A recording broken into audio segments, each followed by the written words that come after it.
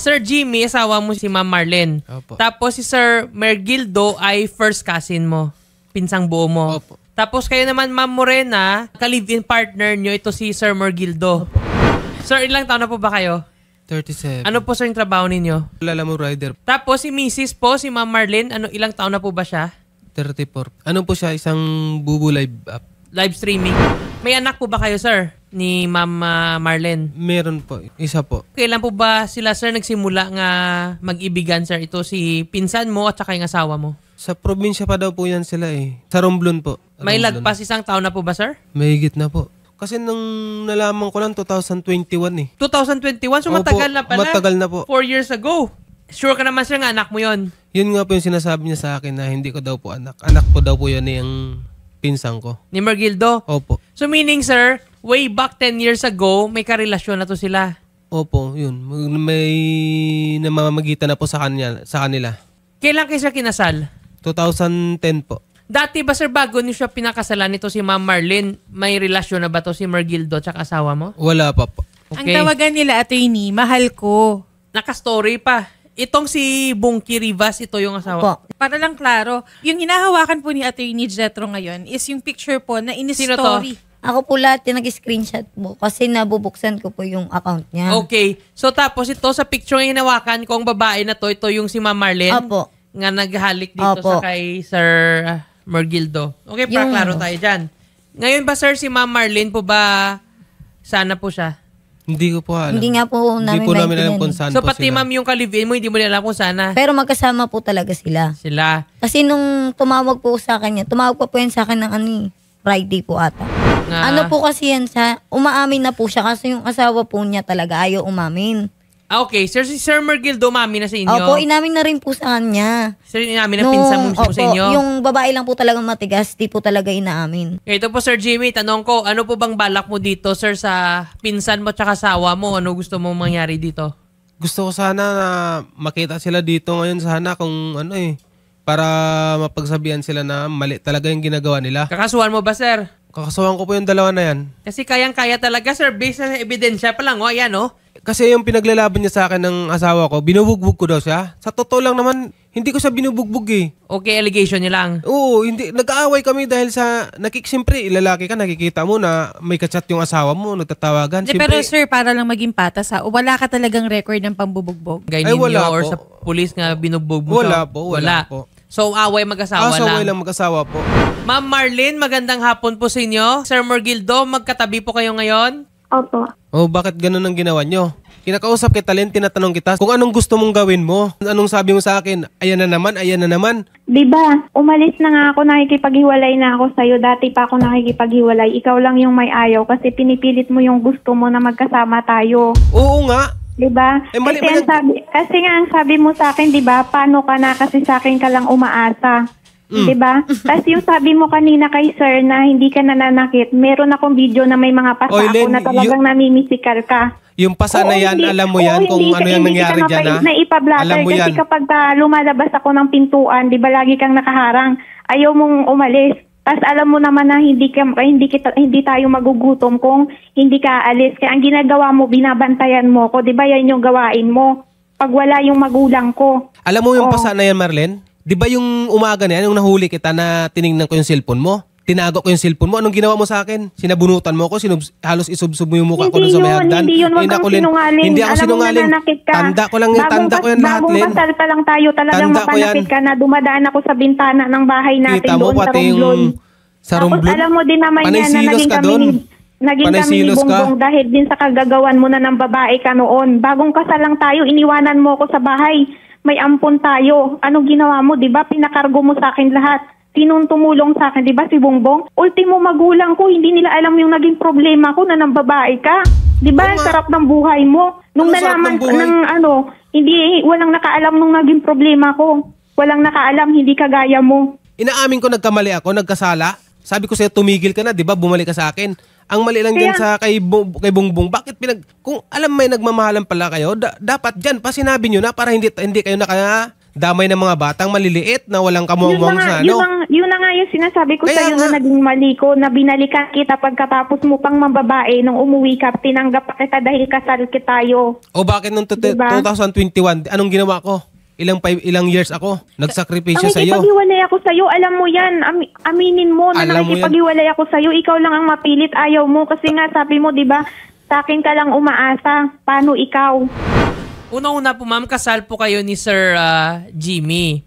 So kung sabi niyo po na hiniwalay niyo siya, hindi po mabilis po yung pagsikal. Sinabi mo nga hiwalay tayo, hiwalay, hindi po. Kasi ayon po sa batas natin, may marriage contract kayo. So as long po as Opo. kasal kayo ma'am, tapos ma'am, nangaliwa ka, nagsama ka doon ma'am, nakipagtali kayo doon, ma'am, that's adultery ma'am. So alam mo Opo. yan ma'am, so makukulong ka, makukulong din yung kabit mo. Kasi kasal Opo. kayo. Ngayon, kung yung sinasabi niyo po nga binubugbog kayo ni Sir Jimmy, ang pwede mo sana ginawa dyan ma'am, nireklamo yung sa PNP, file siya ng kaso na vowsy, pero hindi tama ma'am, nga ikabit mo, yung pinsan buo pa niya ma'am. Nung ano po yan, nag-usap-usap kami, sabi ko po, kung mag-chat po sa'yo yung yan pong kinakasama ko, dapat hindi mo patulang kasi babae ka. Siya dapat yung nakakapag-isip kasi babae siya. Sabi ko po sa kanila doon, kung mag-chat sa'yo, kasi lalaki po yan, alam ko po yan eh. Nasa lalaki naman po, sabi natin sa lalaki yung mali. Bakit niya po pinatulan? Babae po siya, may isip siya, dapat siya yung nag-iisip eh. Lalo na kasal siya. And Ma'am Marlene, buntis ka ba ngayon ma'am? Hindi ko po alam.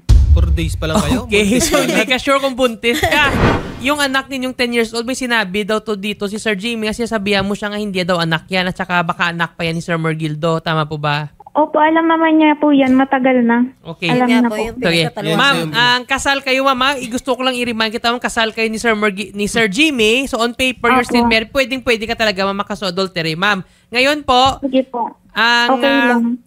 okay lang ang kaso. Matigas. Ma'am, I tell you, ma'am, hindi po Matigas talaga magaan, ma'am, na kasong adultery, ma'am. Yun po Mabigat to, ma'am, makulong kayo, ma'am. Baka mamabuti kayo from 6 to 20 years. Depende pa, ma'am, yan sa aggravating circumstance. Paano po yun, sir, na ano? Kasi nang babae din naman na yan siya dati. Okay, ganito po yan, doon ma'am. yung Kung nang nagsimula. babae siya dati, dapat way back then, dapat kinasuhan mo siya. Hindi mo siya sana binalikan or pinatawad. Evidence. Kasi the fact, ma'am, nga pinatawad mo kasi siya, ma'am, meaning na-quits mo na siya. Kaso, ang dito sa kaso yung ma'am, hindi naman sinabi ni Sir Jimmy nga pinapatawad ka niya ngayon. Pero sabi ni Sir Jimmy, gusto niya kakausapin si Sir Mergildo. Kung okay yung pag-usapan ninyo ngayon, baka hindi tuloy yung kaso. Nag-ano na sa akin yan si Bong din eh. Nagsabi na yan sa akin. Umiyak-iyak pa yan siya sa akin. Titigil daw siya. Yung Dapat Bong-Bong- nung sinabi mo na Si tumigil Bong, ka. Sir Claro, si Bong siya si Mergildo. Opo, siya okay, po yan. Sige. Dapat yun, pag sinabi niyang ganun, tumigil na sana siya. Oy, wala akong sinabing gano'n. Wala akong Umiyak ka sinabi. pa. Alam ni Pap ng biyanan ko na lalaki. Nandun, alam ni Morena, pumunta kami dun sa inyo. Kausap Umiiyak ka pa. Wala akong sinabing gano'n. Walang sinabi daw. Tamos? Nagharap tayo sa barangay. Napakasinungaling mo na. Nagharap tayo sa barangay. Manahimik ka dyan. Doon sa iyong... Nagharap tayo sa barangay. Natandaan mo yung una mong Wag mo kinuha si Morena. Huwag mo yung ulo mo. Makinig ka Huwag mo muna. bilogin ang ulo namin. Yung una mong kinuha si Huwag mo Marlene, bilogin hinabol ko ang sa'yo ulo yan. namin. Yung una mong kinuha si Marlene. Huwag mong bilogin ang ulo namin. Hindi kita binabilog. Ikaw mismo nagsimula yan. Sige, ako na Alam mo, nagsimula. magkakausapan Hindi mo, sa barangay. wala kang Ito, karapatan. papaliwanag ko sa'yo, ha? Papaliwanag ko sa'yo. Wala manahimik ka kang muna. karapatan na ano yung asawa ko. Manahimik ka Asawa ko muna. yung Kasi po, pinsan ka lang. Wala kang naiyak ko siya. wala kang Manahimik ka karapatan. muna. Dagdag na po yan sa kaso niya na matapang pa siya. Kaya nga po, Ano. napakatapang-tapang pa yan. Ang Sir Mergildo, actually sir, kahit Hindi siya siya sa anggulo nakikinig sir, mali ka talaga. Alam mo Ay, may sir. asawa si Marlene, pero sinuhot mo pa rin siya, isa kang ahas. Opo, ahas Kasi po pinsan mo talaga to si Sir Jimmy, kasal sila ni Marlene, Oo. pero sinuhot mo. Alam mo, adultery taga kaso mo sir. So, kahit saan mo ang gusto, kahit magtapang-tapangan ka pa dyan, mali ka pa rin, sir, kahit saan anggulo, sir. Pinakamababa, baka makulong yun sila 6 years, no? At minimum. Ilang beses ba nila ginawa yung pagtatalik nila? So, baka abot pa sila ng 20 years niya na baka doon sila mag-ibigan sa rehas. Yun nga po yung Baka sabi. mamaya may anak pa, attorney. Oo Yun nga nga, eh. mas matagal Kasi po. hindi kasi sure si Ma'am Marlene kung buntis or hindi. So, mas matagal, attorney, ang pagkakakulong Kasi kapag... by counted for every sexual intercourse, that's 1 count. Dahil babae. kasal po si Sir Tsaka si Jimmy Sir. at saka si Ma'am Okay. Marlene. Tapos ikaw, ma'am, actually pwede mo siya, ma'am, kasuhan on your part naman, vowsy. Ito si Sir Mergildo kasi kahit hindi kayo kasal, pero meron kayong dating, sexual relationship na tawag, pwede sa vowsy yan. Pwede nyo ipasok dyan ng psychological violence. Binubugbog ka ba niya? Dati Sinasaktan? po. Physical violence, vowsy kaya. Vowsy kasuha mo si May blatter Mergildo. po yan siya. Ayan. Pwede niyo po siya kasuhan 2020 voucher. po, may blatter po siya. Kaya ayaw ko na niya kay Morena, ma'am. Nagloko rin kasi minsan yan, ma'am. 2020 yun, ma'am. Pinagbayaran ko yun. Binugbog niya ako nun, ma'am. 2020. Binugbog niya ako. Pagpapaniwala, di ko pino yan. Textmate lang po yun. Wala po siya napatunayan kahit screenshot po. Kahit tanungin niyo pa po yung barangay.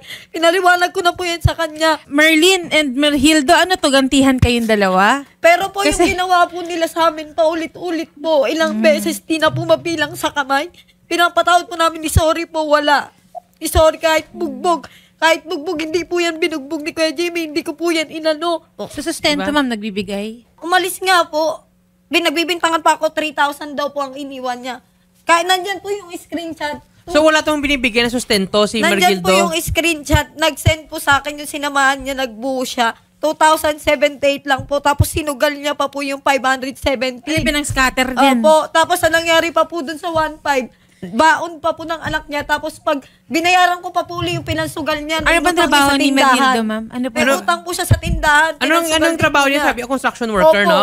Ma'am, ganito po, mas advice namin sa inyo, dito ka naman, kasuha mo siya ng voucher, tapos samahan natin po ng petition for support para po magbigay talaga siya ng suporta para sa 4 ninyong anak. Siya naman tatay nito, acknowledge. Opo. Lahat po yan. Okay. Hindi niya po yan tatanggi. Kung itatanggi niya po yan dito, kahit mag-DNA test pa po kami, papayag po ako. Paano po ba nagsimula yung relasyon nyo, Tapos Sir pag sinabihan Mergildo? niya siya. Sir. Look, ganito kasi yan, ma'am. Nagsimula pang relasyon po namin. Nung umuwi po ako ng probinsya po, ma'am. Time na yun, umalis din po yung asawa nito, si Jimmy, puntang Maynila po. Ngayon po, tinatanong ko po sa mga kapatid niya kung kanino asawa yung nandun sa pintuan kasi sobrang payat tapos masyadong kumbaga, wala na siyang ganang umano. Hindi, wag ako nga nasundo sa'yo sa beer. Ngayon, sabi ko sa kanya, ba't ka naman malungkot? Sabi niya, iniwan daw siyang asawa niya. So, parang naging shoulder to cry on ka, ganon. Ako po yung nagpano sa kanya, pinapakain ko po siya, pinalagaan ko po siya, hanggang lumakas po siya ng lumakas. Ngayon po, Ano yan? Ay, anong pinakain mo? tapos nung medyo okay na po si Marlene, dumating po yung asawa niya. Tapos po yun, nagwalang kibo na lang po ako noon. Kahit masakit po sa akin noon, nagwalang kibo na lang po ako. Sir Mergildo, may tanong lang kami. Kasi sabi mo, hindi mo kilala yung asawa ni Sir Jimmy. Tapos, Pero may sinasabi po si Ma'am Marlene na yung 10 years old, meaning way back 10 years ago, or meaning 11, kasi 9 months mabuo yung bata sa tiyan eh. Baka doon ikaw ngayong ama nun, ninanong anak nilang 10 years old. So paano mo masabi siyang hindi mo kilala to si Marlene? 2011 pa yun. Oo. Kilala kami po. Nagtuturuan na sila kung ano sasabihin nila, sir. O 2011, napakatagal nyo na pala Yun nga po magkakilala. Opo. Opo. Diba? So hindi mo pwede sabihin, sir, nga nakita mo may payat na babae, kaninong asawa to, pinakain mo lang bigla, ngayon lumaki na, ngayon magkasama na kayo, medyo para po mabigyan to, sir, ng disiplina tong asawa mo tsaka pinsan. Ituloy natin, sir, ang kaso, sir. Opo. Kasi kung sa ngayon, sir, Nagmamatapang po kasi Oh, talaga sila sa amin. yung reason kasi nila medyo baliktot eh. Si Mrs. yung reason niya daw dahil po na heartbroken siya kaya na-inlove dito siya sa kay Yung shoulder to cry on. Mergildo. Oh, ito naman to si Mergildo, nakita daw pumayapayat daw yung isang babae. Pinakain niya. And then, ayun, naging sila. Kaya kahit gano'n ka, hindi ko talaga mafatom kung ang anggulo naging tama po nga alam niya may asawa, pero pinatulan niya. Alam niya pa asawa mismo ng pinsan niya, sinuhot niya, inahas niya. So hindi ko talaga nakita. Pinsang buo. Pinsang buo yan. Kaya hindi ko talaga nakita yung anggulo kung saan sila naging tama kasi kahit saan pa 360 degrees siguro mali talaga sila. Samahan po kayo sir ng team sir para po may sampan sila ng kaso sir. Sige po, sige po.